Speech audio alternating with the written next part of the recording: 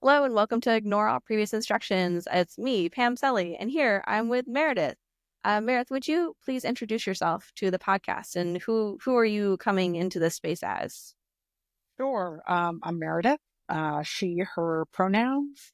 I'm coming into this space as an engineer, a clinical herbalist, a artist, someone who totally resists legibility and hates putting themselves in any sort of identifiable category. But I'm really excited to be here. Thank you, Pam. Very excited to have you. When did you become an herbalist or why? Yeah. Okay. Good question. I've always been really interested in nature, and I used to go down to this herb shop in the East Village called Angelica's when I was in high school. But I totally had forgotten all of that. Like I abandoned these early dreams or these early aspirations Mm-hmm. to be a naturalist. Um, And then when I was in my mid 30s, um, I got really interested in blockchain. Mm. Uh, I was I I was fascinated by the idea of money that was a computer. I read David Graeber's book Death, which turned me on to Mm-hmm. blockchain. And I started listening to all these podcasts. And then there Mm-hmm. was like this big overlap between blockchain podcasts and human potential podcasts. So I would be listening to a podcast about blockchain, and then it would be like chaos magic or this What's conspiracy chaos theories. magic? Chaos magic, it is this, I want to say it's kind of like a new thought type of a realm where where individuals use ritual and particular sort of like intention refinement, and they draw sigils based on their attention to manipulate the outcome of things. So it's like I'm going to use my mind and my desire to manipulate the outcomes of things by shifting the probability. It's as its whole like kind of Okay, like so that quantum sounds theory. like someone took witchcraft and they were like, what if I throw some statistic words in it? And but underneath that still sure sounds like witchcraft, not in a bad way, like in a like that's actually what I would call that set of practices. That sounds like witchcraft. Yeah, no, I think it is um Jacques Ellul in his book called The Technological Society. He differentiates between spiritual techniques and material techniques. So I would call this a spiritual technique. Um, Something that is like really subjective, difficult to reproduce in the world, um, and uh, not um, difficult to support with uh, empirical, like the scientific method. Other people try. Hmm. Okay, and so then so you are in podcast land. You're listening. You're learning about blockchain. Somehow there's witches, and then that led to herbalism. Yeah, and then there were all of these, biohacking supplements, um, and then discussions around herbs. I really first became interested in sort of like herbs for dreaming, so mugwort and blue lotus, and then I started going to Do you lectures. do you are you into the lucid dreaming thing? I am so into the lucid dreaming thing, so into it. I just dream yoga. I'm really into. I mean, there's like I have like a really strong practice in lucid dreaming. Mm. So, and I guess to clarify, for if you're listening, you're thinking, WTF is that? And this is where I would love for you to correct me, or if this is different than your understanding. But I understand lucid dreaming to be the idea of that, bringing some of your possibly conscious mind could be the word, but bringing some intention into your dream state so that you can direct and control the space in your dream state when you are unconscious. And normally, if you don't do that, then you're, kind of at the whims of the whatever happens in your dreams is what happens. I mean, so that's like that is a terrific. Have you done lucid dreaming? That is a terrific definition. I'm Oh, not thank gonna. you. I have I think I went to exactly one lucid dreaming gathering because I thought it sounded cool. And then I realized that I had walked into one of my own Dante's circles because there was a joke among my best friends in high school that you only that the worst thing you could do in a conversation is talk about your dreams, and that you only had to obligatory listen to someone else talk about their dreams if you were in a romantic relationship with them. That's the only situation in which Yeah, yeah. it's acceptable to have to listen to someone else's dreams. And so I just was at that meetup and I was like, wait, what am I doing? I went to a meetup where all people do is talk about their dreams, and I got up and walked away. That's great. That's really funny. Yeah, I heard the same thing too. That's really funny. Yeah. So, but you're right. It's how can I be conscious in my dreams? And there are two things about that I think are interesting. The first is there's this idea in many cultures that somehow in our waking life we are still asleep, and Mm. to the ultimate reality. So, what is it like to wake up from that? And perhaps Hmm. there This is is often, yeah, something. how enlightenment is discussed in, I'm thinking of Native American indigenous cultures. I've heard that. I've also heard it's in various Buddhist philosophies. Yeah, So, absolutely, but it's probably, absolutely. like Yeah, you said, it's I probably mean, very common. there's some any Satori but and there's this idea that to wake yourself up in a dream, that practice will help wake up in waking life. Mm. So I found that really powerful. And I also find powerful the idea that in your dream, you're not bounded by your senses in a way. When you remember your dream, you sort of put it in the language of our everyday life, but who knows what you're really experiencing in your dream? Are you experiencing visuals or color? It's only when you wake up and you're recounting the dream does it come into the language of our senses, of our five senses. So there's a Right, way because do you have a body in a dream? Like, exactly. or why would you? Why do you have to? Why can't you also be an ocean? Or, a a fern. That's A why magnetic, not? a Magnetic force, force. a You could be, magnetic yeah, you force. could be a radio wave. You could be, yeah. Yeah. So there's this way in which when we're living in the world, the waking world, we have everything is mediated through our five senses, at least. And Right. I in always the wait for that. It's like waking, the yeah, ostensible five senses. Yeah. who knows? And Yeah. then yeah. So and so I think that's really interesting to uh, to experiment with these different modes of being. So yeah, lucid dreaming. That was also Mm. part of the rabbit hole, Mm. or for sure. Do you think what lines do you draw for yourself on the lines of what should not be messed with? Mm. So I think about this. I'll give you some time to think about it.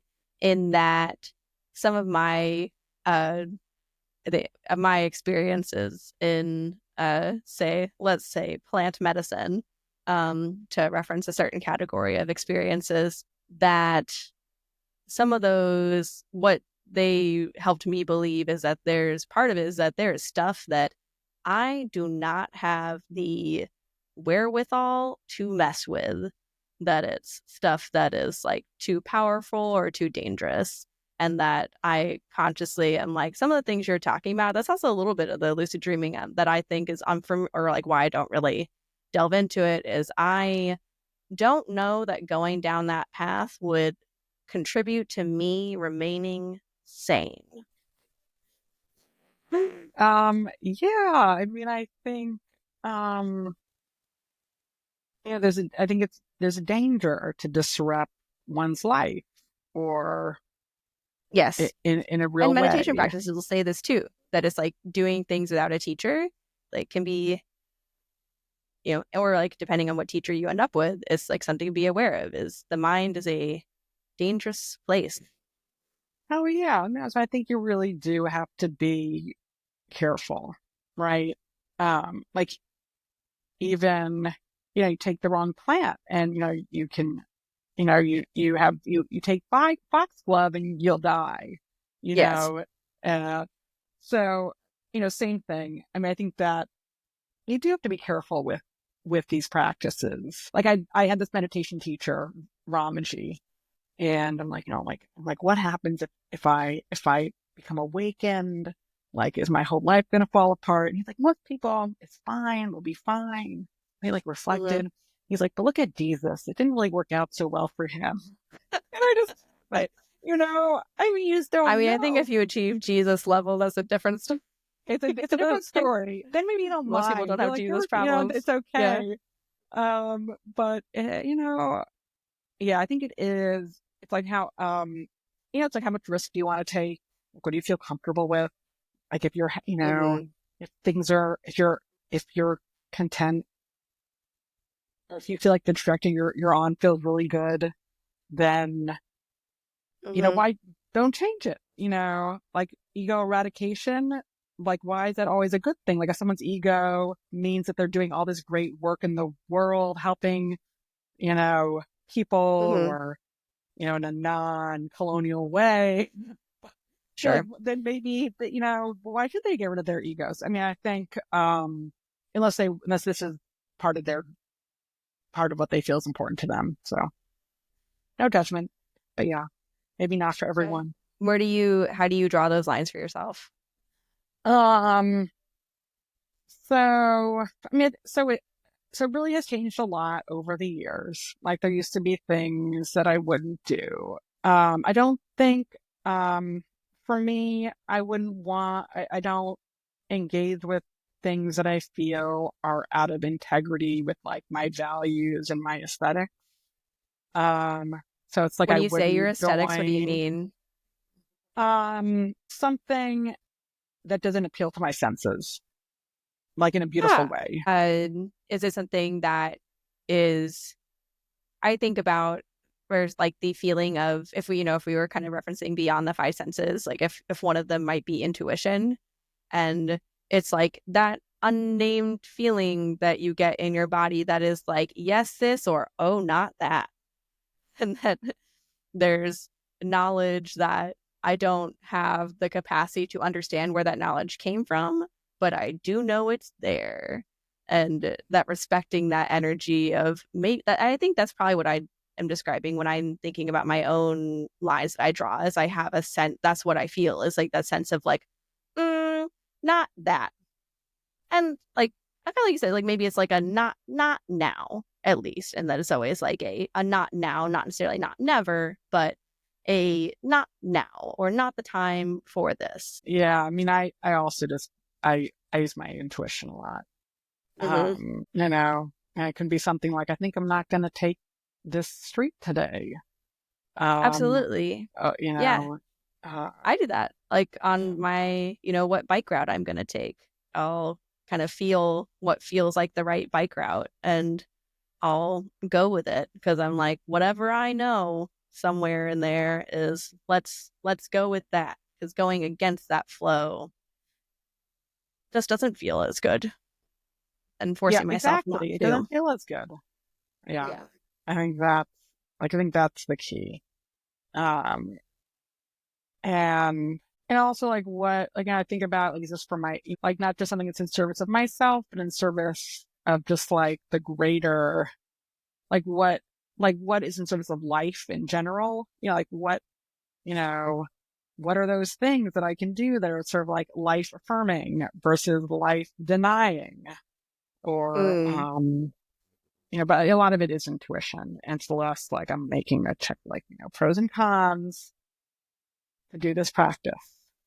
Well, So something you like us talking and kind of talking about like some of the woo woo stuff, but and then referencing herbalism makes me think about there's actually a topic that I've been wanting to bring up on the podcast for a while, is the wellness industry.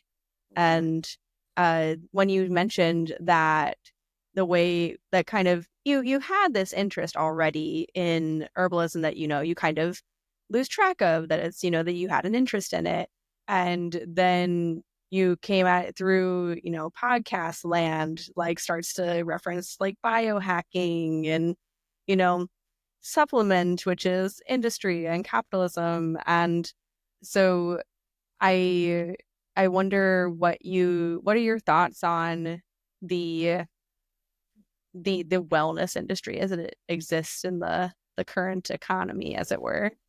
I mean, yeah, I mean, I think it's wonderful that people are interested in taking care of themselves and being healthy, and I think that's Sure. great. I Great think that's great. positives. I think that's Right. great. I do, in my proclivity to be illegible, anything that so much of the wellness industry feels like solutioning or modification, Hmm. um, and um, selling like aspirational in a way. Hmm. That it's not my aesthetics. Hmm. Um, and I do one of the things I love about the herbs, and I think about science in general, is that anyone, like, theoretically you should not have to pay for your herbal medicine, right? Like, you can, all these people taking ashwagandha, like, you can grow it in your Hmm. backyard or in your Hmm. community garden. Hmm. Like, all of this mullein, like, all dandelion, all of these plants you can get. I mean, maybe you don't want to, and that's fine. You can pay somebody else. But it's like, this is free for everyone. Um, Hmm. and I'm not in. The commodity is the package. It's like we're gonna put everything in a box that we can then exchange for money, and that might be nice. It's just not really interesting for me. Um, so Hmm. that's my feeling on the wellness industry. Um, uh, and Did you ever also, I mean, it consider? is, but Oh, like, go ahead. also, I mean, there is like this dark side where you have a lot of plants that are over harvested. Um, Hmm. And when Paga. they get adopted by the hype cycle, Oh yeah, it's and terrible. threaten it can threaten the very, you know, the very land you're trying to conserve. Uh, Yeah, by and you don't need and it's like people don't need all that. Like, you don't, like, not like, you don't, it's like a lot of these formulas are like really not necessary. hmm Uh, I would Um, say so. so that's sort of like the dark side to it. Um, but I do think it's a good thing that people are concerned about keeping healthy and taking care of themselves. And also, I wish it wasn't something that it feels like it's really classist, only Yes. accessible to certain, you know, segments of the population. Like, that feels unfair. Like, I don't like that. Like, why Mm-hmm. should some people be excluded from being healthy? Anyway. Yes. It's interesting stuff. One something you were talking a little bit in our pre-show, you were mentioning that that you have a line between herbalism and menopause. So we were talking a little about that, and I thought that would be interesting to bring up in the show. Yeah.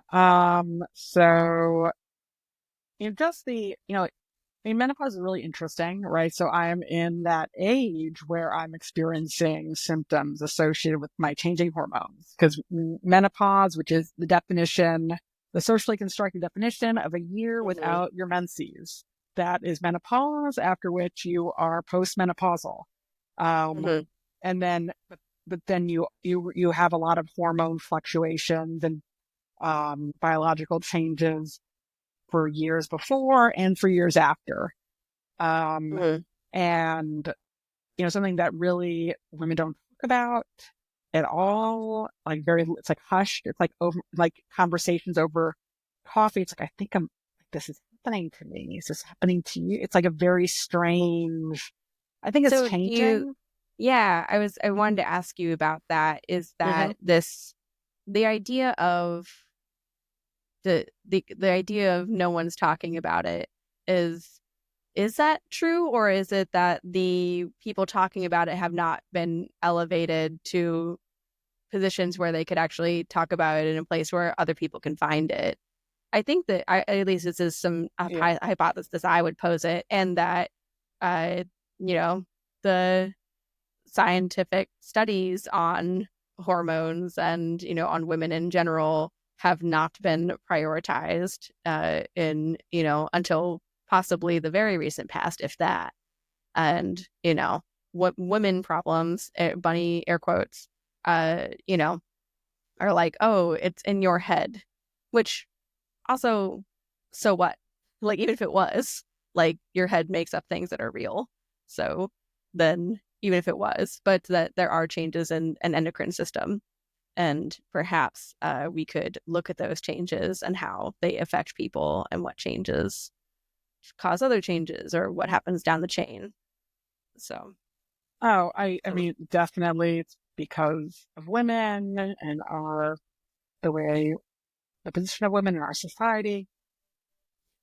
Unfortunately, um, and yeah, it's just not addressed, and it's also it's not studied. There are only a few voices. I think also women. I think everyone's under the impression like, oh, it's not going to happen to me, or it's going to be different for me, and it's like, no, like it will come for you. it's going to come for you, and it's like not going to be magic, like nothing, like something's going to happen. It's going to be over a period of years. Mm. It may not be like horrible, but it's not going to be like, you're not going to wake up one day and be like, oh, I, I'm postmenopausal. I do, it's not, it's just not, that's not, I don't think that's how it works. Maybe for like, I'm sure for somebody, um, but I think you're right. There are just not a lot of voices. Maybe people don't want to listen to the voices. No one, it, but like, Well, and Susan, it's an admission of getting older, which is not a thing, women are yeah. allowed to do. Exactly. I was talking with a friend of mine and she says, when you're going through menopause something, and she says, I wish this was studied. But she has this theory that when women go through menopause, the way they look will change from moment to moment. And that has this like a subliminal effect on whoever they're talking to that will like sort of like treat them differently, like be angry maybe that they look older, or like there are all Hmm. of these subtle interactions that are happening based on the menopausal woman, that are affecting their interactions with people on a subconscious level. Oh, that's an interesting theory. Yeah, I mean it's really interesting. Um, and I wonder, like, is that only the case in like a patriarchy? Would that, or is that like a like what is that? Mm-hmm. But Right. It I sounds find that socially really interesting. constructed. It does sound If it, socially constructed. yeah. So, and Um, why? So, back to the a question I had about herbalism. Why herbalism and not pharmacology? okay, so I mean, you could say like why herbalism and not like yoga or quantum healing or like being a doctor, or like there's so many modalities, or like just breatharian, right? Like I can heal myself with like good vibrations or something, feel somebody else. Okay. No, I think about this a lot. I'm not making fun. I'm so serious because it's like, why do you choose one over another? Why this Um, modality? Hmm. exactly. So I'll just stick to, so I really actually think a lot about this, about versus pharmacology.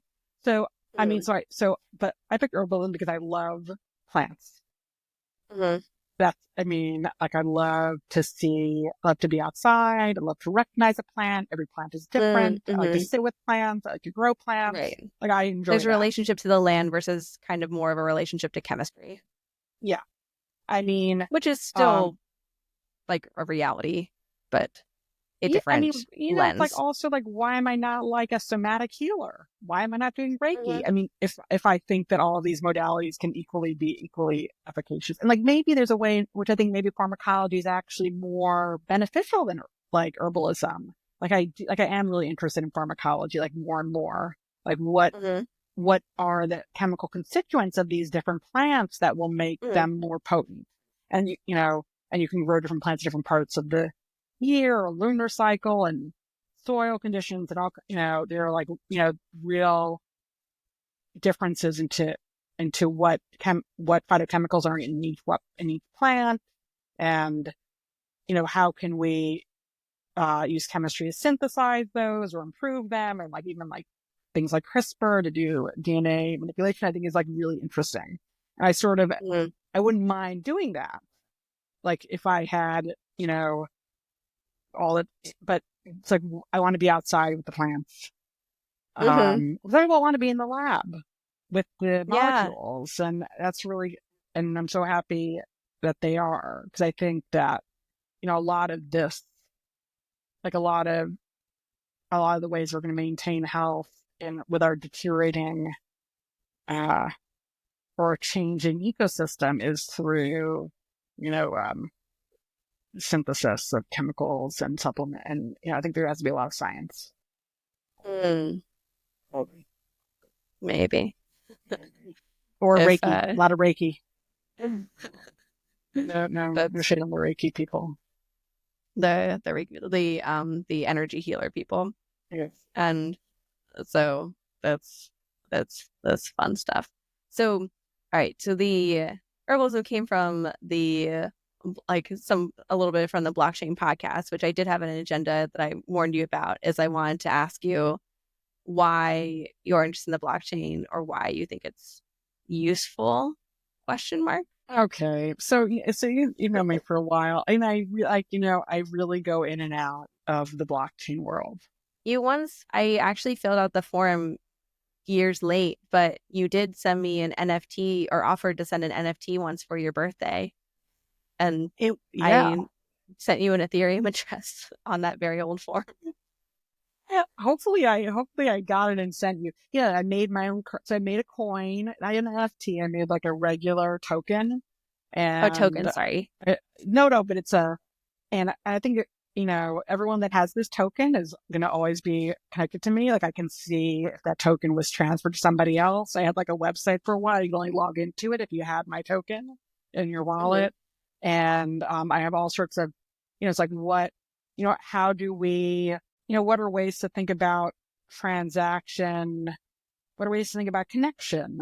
I mean, one of the things that interested me in blockchain, you know, what does it mean to have money that's a machine? Or like, what are some ways that we can rethink exchange?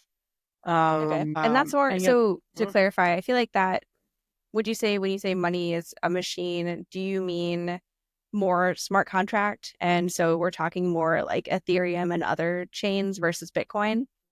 yeah, well, Bitcoin, you can have smart contracts on Bitcoin too, but it's just like really pain in the neck to build It's it. not built for that. It's Yeah. not easy. Yeah. Yeah. But I think that was also like that was one of the concept. I mean, the main concept behind Bitcoin was like, how can we have a digital asset that you can't copy?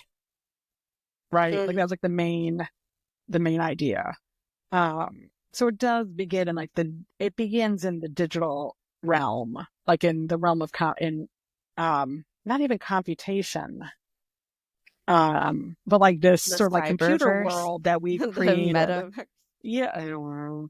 Maybe but, but but it did, I don't believe money always existed. But we always, and um, it's hard. You read all these people like David Graeber or different, everyone has their own sort of like, a lot of this is really ideological, they're sort of like, reading the evidence through their own sort of lens. But, how can we use technology to change, to make, and more personal or more, like there's something really beautiful about the fact that like everyone that has my coin, like I'm somehow connected to, like somehow, I feel like I want to give people coins now. Like, what happens if people I know have to leave the country, and where are they? If they Mm, you know, like what are some ways? One of the first uses of currency was international trade, right? Like I could trade within my community, like, because we would all take care of each other, maybe mutual aid. Like if I wanted mm, something from outside the community, then that's like one idea of like where the origins of money. Um, mm. and it's so I also think Bitcoin, and this idea of like exchange translates into privacy. Like, does it like who gets to know who you're exchanging with, right? Bitcoin is sort of like open, or like Mhm. Ethereum, like unless you're using, you have like zero knowledge proofs now and all this stuff, but like it's actually like really easy to figure out who's transacting. Like paper money Yeah.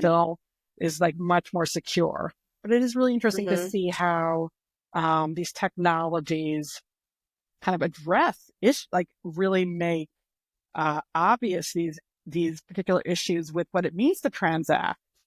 Um, It does provide I have been thinking that in that as I've been learning more and more in the Web3 world is it's like watching in real time over a span of less than a decade, people encountering problems that took, 100 or, a few hundred years to encounter.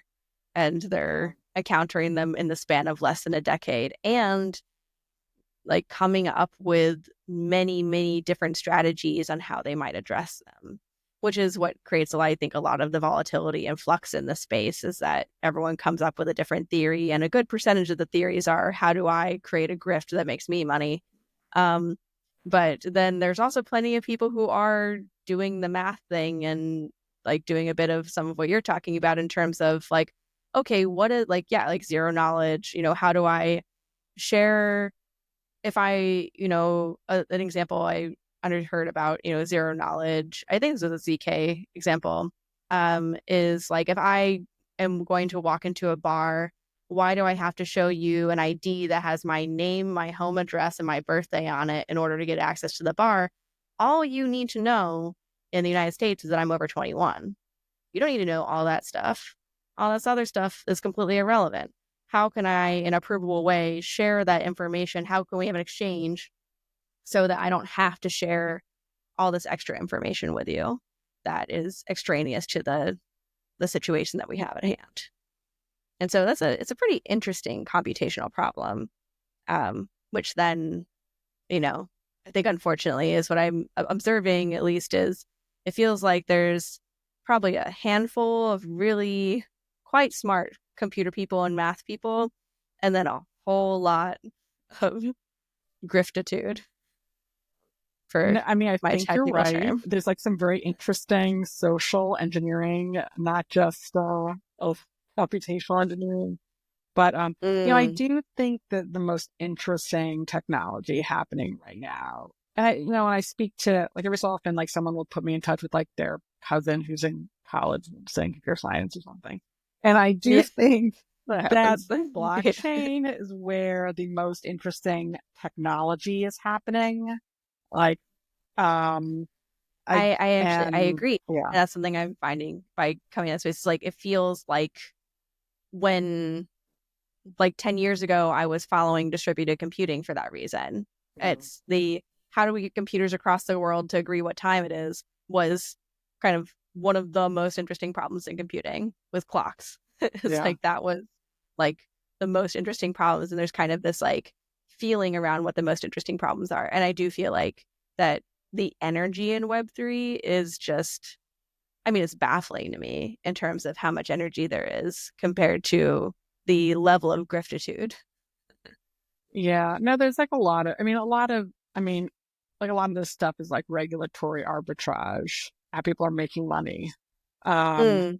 but I Oh yeah, think, the and by that to put that in less fancy terms, I would call that air quotes. It's not technically illegal. yeah, And that's yeah, and yeah, legal yeah, arbitrage. It's not yeah, technically illegal. yeah, Um, yeah, it's if I made up a thing that's not money and you choose, and I told you what I'm going to do, I'm going to buy this thing that's not money and I'm going to sell this thing that's not money. And given that information, you choose to go buy that not money. And then I do what I said I would and I sell that not money or, not security. No securities fraud has happened. So where's the They, security? Where's the fraud? If there's no lying, there's no fraud. And, in theory. But so yeah, that is the a gratitude wild of, time. yeah. Yeah, that's an actual story from a Matt Levine column as well. So that Well, it's not what I take credit for. That columnist is the up there. Was it? Who's the Oh my goodness, it just left me. It's like he's keynoted Hope a couple times, but like the science fiction writer, I want to say Boing Boing, that oh, I know who person, you're that writer. talking about. I've like read one of his books, but He like just that person wrote writes something so recently publicly. I'm not gonna remember. I Is he the know guy that now that wrote in I've the said it, beginning? Was I can't I remember can't this person's remember. name. I know, me neither. Oh well. I think we both know. We both know who you're What talking we're about. trying to reference. Yeah, That's yeah. funny. That's a Oh fun well. brain thing that happens. But yeah, Yeah, Matt Levine is just so prolific, and I think like somehow like the most somehow finance is one of the most interesting things going on right now. I've long also been interested in finance, and because it is this, made up system that when you look too hard at it is really obvious how it's all made up. But it's also not made up. It's this, no. what is real, what is not real, I mean, game. that's the whole thing. Yeah, That's the everything. That's the that's Buddhist everything. stuff. That's Yeah. what's real or it's not real. Like if I have a house, I have a mortgage, but I don't own that house because I have a mortgage. The bank owns the house, and somewhere there's some paper that says in theory that I have the idea of owning that house. And um, Yeah. or if you own stock in a brokerage account, like what do you actually own? You your broker has rights to a central authority that has the stock. It's like all these like wires and systems connected to each other and you do that so that, your broker holds your stock so that if you want to, it can make it more liquid. Like if I bought stock in Apple and I did that by, wandering up to the Apple broker office and, issuing papers and things like that, that would take a long time. But with, the financial system that we've developed over time, I open an account with a brokerage and I exchange some monies and stuff. And like these wires have been created and made really fast. Yeah. And so there's reasons why these systems got developed, which I do feel like is what I'm watching in Web3 is which it does also kind of, for me, it feels like the dumb part where it's like almost like when you were describing, the thing where I was like, what you're talking about is witchcraft and like, that's okay. And we can just call it witchcraft, which has existed for, I would call forever. Oh Um, yeah. No, spiritual techniques, very old. People have always, done something and, tried to influence the outcome of the physical world through non-physical world means. Yeah. And they will continue to do so. And Absolutely. so, yeah, that this watching, yeah, markets invent things and that the, the financial markets that were the air quote stable ones are starting to look a little scary now and more casino like and with automated trading and that like things can be manipulated and it's getting a little nuts out there. So, yeah. Yeah. No, I mean, I think it is interesting. I mean, one of the things that, it's like, is there a way to break out this technology from finance?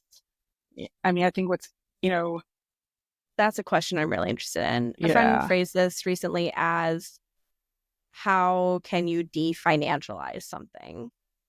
That I think is a really interesting question. because I do feel like Web3 has gotten so entwined in financialization, uh, so much that actually can't remember if I already told the story in the podcast, but I probably haven't told you. So it's that there was like this networking event at the co-working space recently, and they had on the little blurb of the company sponsoring it, it had the marketing of it said, so you can get back to what's important, generating revenue. And the generating revenue was the words that they followed, with after what's important. I felt like was very telling of the time as the current time. I mean, it's like the financialization of pretty much every sphere is that. So how do you definancialize something is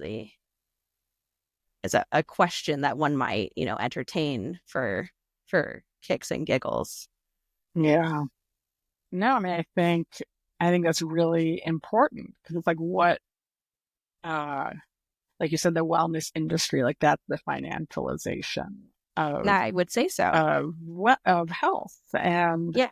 And it's like, when you yeah, walk through it, it makes sense. It's like who's going to make a wellness podcast? Who's going to make, content and things is people with an incentive to get you to buy something. Um, and that's like a level of media literacy I feel like we've lost somehow in our American culture. That is like, at least like I don't feel like there's the why is this person saying what they're saying question is centered enough. well, I mean, I really love what you said before we went uh hit On which record, rail? In the pre-show, yeah. and it's like, why do anything? It's like for the pleasure of it or the enjoy, Mm-hmm. um, and um, and also I actually think that's the best reason to do anything. Like I make all these bath bombs. That's great. It's not like the reason why they're great.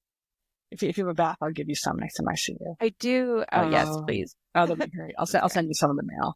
Or And yes. Oh no, I'll see you in oh Denver. yeah, So I'll bring some to yes, Denver. yes, bring one to Denver. Yep. Um, and it's like, but I'm not. It's not like it's not predictable, right? Like I'm not going to make like 100 every week, and it's like I make them in my kitchen, so it's like they're not all the same.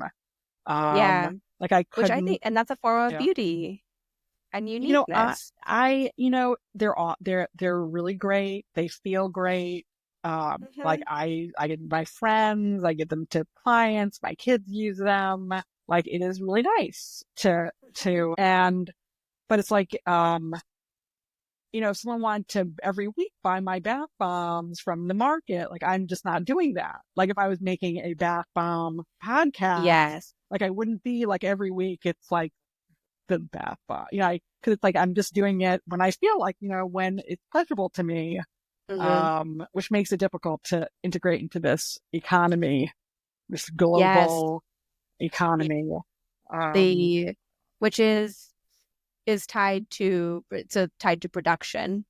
So yeah, the kind of endless and unfettered growth, which, is often pointed out is like kind of the definition of cancer.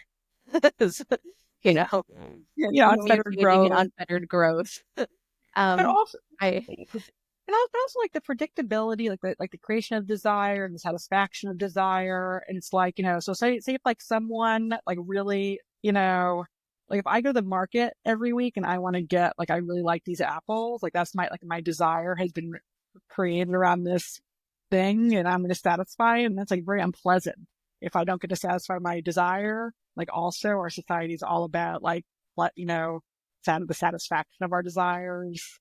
right, Um, which and then that and ties into Buddhism of, yeah, trying no to desires. eradicate desire and Yeah, um but that I think that yeah, you can't I think it is possible to separate desire and appreciation of pleasure. And I think about, Adrienne Marie Brown and pleasure activism and that, mm, their ideas about, you know, appreciating pleasure is a radical orientation to have in the world, they argue. And so, but that desire being in your analogy being, I want an apple and if I don't get an apple, I will be upset.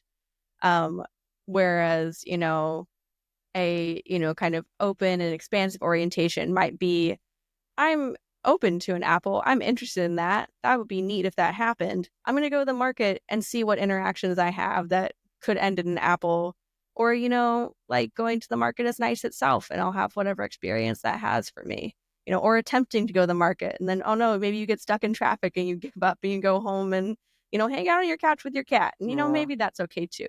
Sometimes it happens. Some days that we have, we have the days do you have I have these days where I have all of the intentions in the world where I'm like, I'm gonna get up, I'm gonna go to the gym, and I'm gonna go and like go to the co-working space, and then like just like a few things like go off the rail, and I go, it's not today, and I'm like, it's time to just go back home and just retreat to the stronghold, the fortress, and hang out with my kitty cat, and let's reassess what we're doing, and maybe like take a couple walks around the block to like reset, and let's try again. We'll pretend that it's another iteration. We'll be agile. Oh yeah, absolutely. That is so my practice. Um, Mhm. you know, yeah, just like give up. Like I'm like, you know what? I guess this is like not actually what I'm doing now, and that's you fine know too.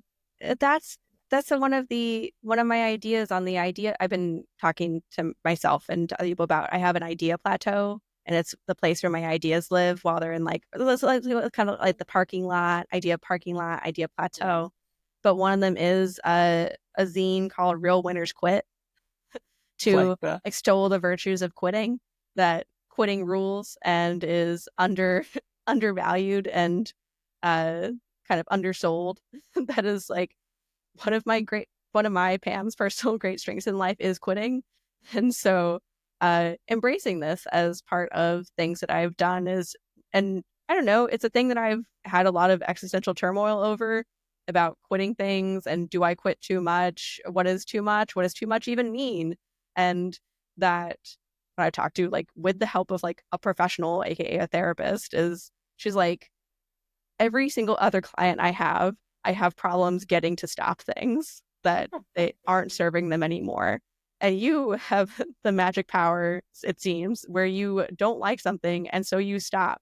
And people spend so much money in therapy to have someone else guide them along the path towards stopping something that they don't want to be doing.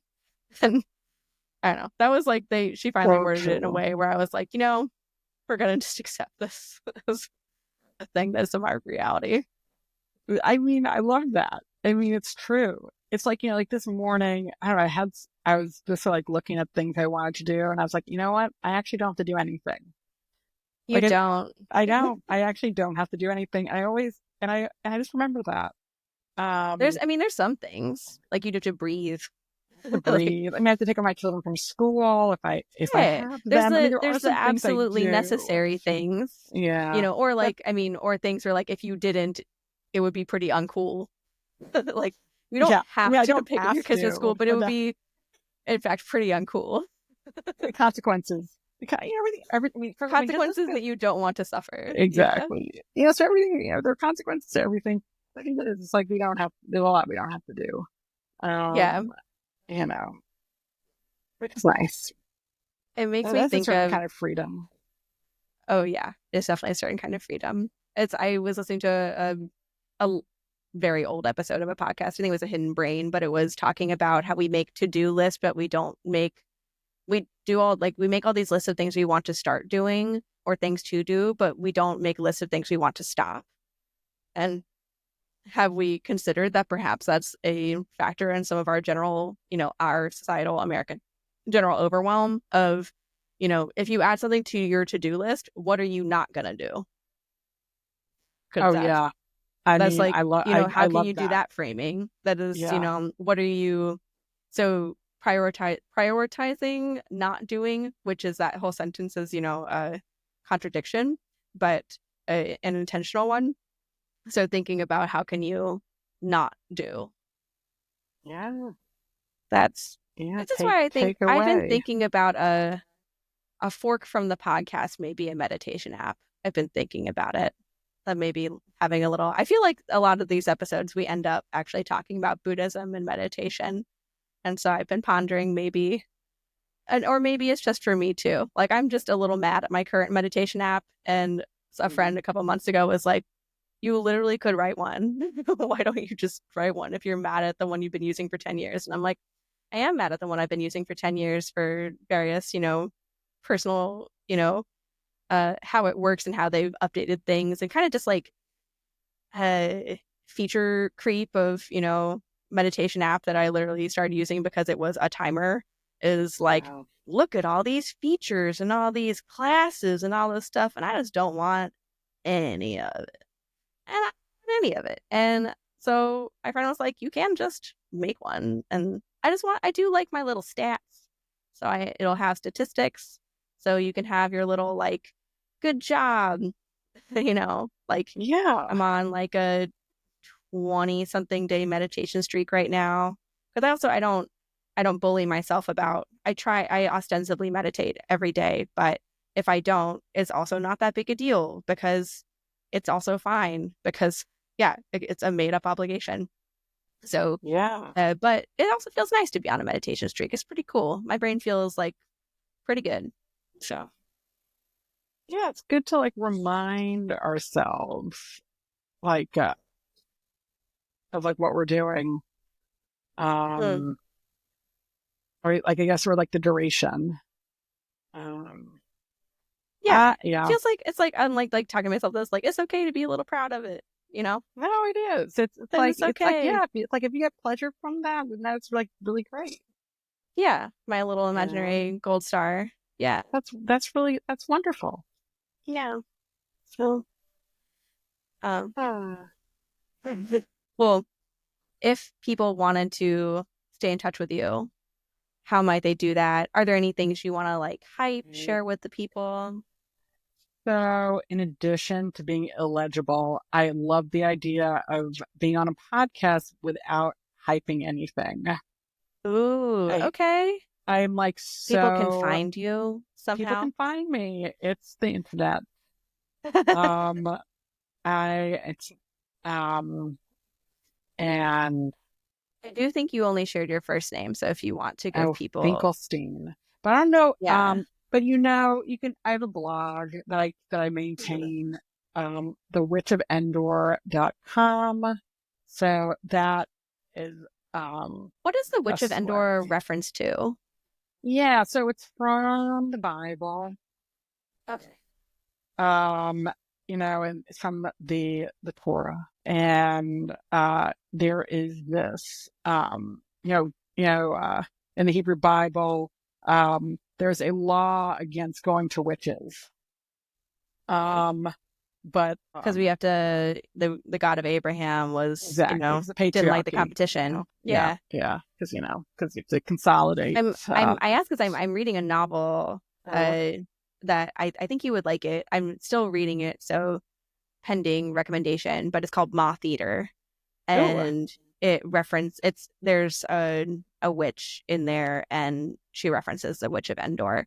But it's an Appalachian queer Appalachian fantasy that also is environmental. Oh yeah, this is like I'm so much totally your shit. reading this. This Yeah, is it's like great. goes on your list immediately. Okay, Yeah. I'm doing that. I'll I'm like doing that next. yeah, yeah. So you're saying so the Witch Um, of Endor, so there was laws against going to a witch in the yeah, Hebrew Bible. but then I think it was King Saul. Was he a good Uh, one in the he was the Bible? first one, and he was Mm, punished, I think, for going to the Witch of Endor because he mm. died. But I think Oh, he he went died he like because he died went in to the the battle. witch. Like it was like, but I think he went to the Witch of Endor. So there's the Witch of Endor, to ask about. I forget like the outcome of a battle or so, he didn't trust God, so he went to this. He was punished for it. But I just thought, it's like even within these really uh patriarchal and legal, even within these systems that where there seems to be like no air because every part of your life is regimented by like laws and everything. Like there is always someone that's on the outside that people um, people always want to go outside the system, and who's There outside the is always system. this, yeah, there's like, that's always Yeah, been there. It's like, what if someone doesn't, the rules just don't apply to them, or they act as if they don't, and so shrugs, maybe they don't. and that's what I'm thinking about. What are those things?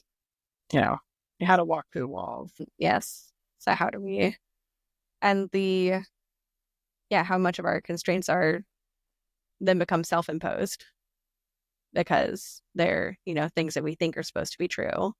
And so, ergo, they are. Exactly. Well, thank you so much for coming on the show, Meredith. Thank you, And Pam. yes, and actually this episode is going to come out a little bit. So, so Normal Previous Instructions comes out every Friday on YouTube, your favorite RSS reader, Spotify, Apple Podcasts, that sort of thing. This one is going to come out a little bit earlier because there's this, big Web3 event that we're both going to next week. So Oh this yeah. ETH Denver thing. And so I'm going to release this a little bit earlier. So but then we'll be back on the regular cadence after that. So thanks so much for coming. Thank you. This was fun.